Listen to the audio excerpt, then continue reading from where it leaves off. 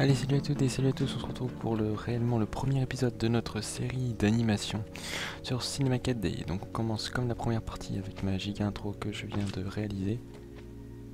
Et avec des slimes qui se baladent à côté, on va éviter ça. Voilà. Donc nous sommes dans la première partie, donc la création de la map. Donc pour notre animation, je vous invite à aller voir l'épisode 1 pour connaître le scénario. Et donc, alors, vous partez de rien. Voici les conseils qu'il faudra suivre. Alors, déjà, nous on va travailler dans une structure fermée. Donc on va pas travailler dans une ville, etc. Parce que ça serait beaucoup trop complexe pour une première grande animation. Déjà que là, ça sera pas mal, vu tout le travail qu'on va accomplir. Donc là, on va travailler dans un environnement fermé. Mais avec, vous remarquez, des choses bizarres quand même. Alors, premièrement, déjà, vous voyez qu'il y a des trous partout. Alors, je vais vous expliquer pourquoi les trous. Ici,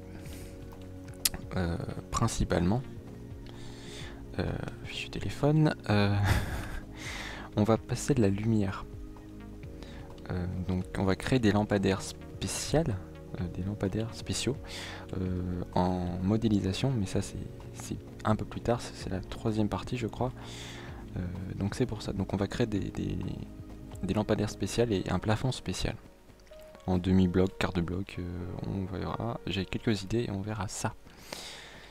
Voilà, alors, deuxième question aussi, il n'y a pas de lumière. Parce que la lumière est... On peut pas...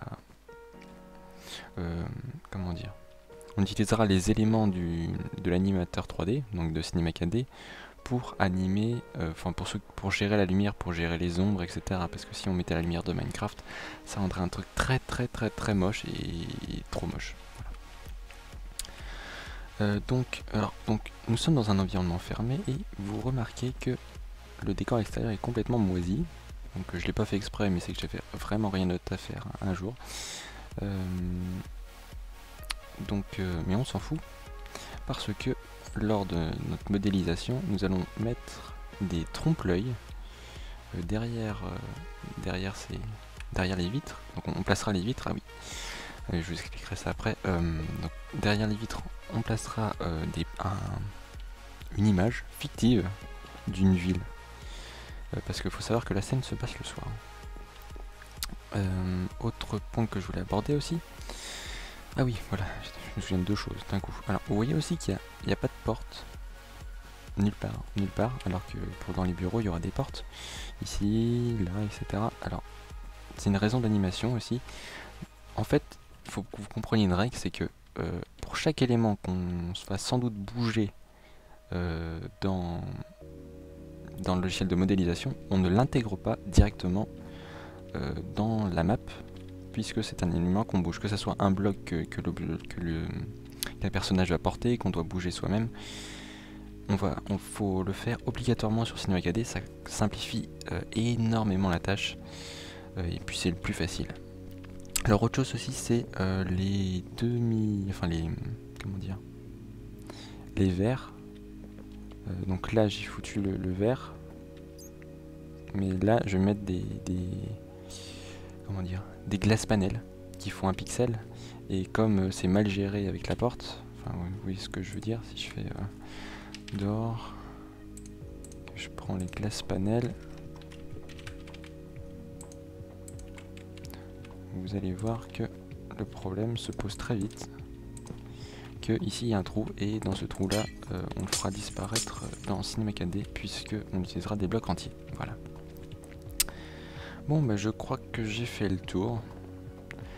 Donc ici il y aura les ascenseurs aussi qu'on modélisera.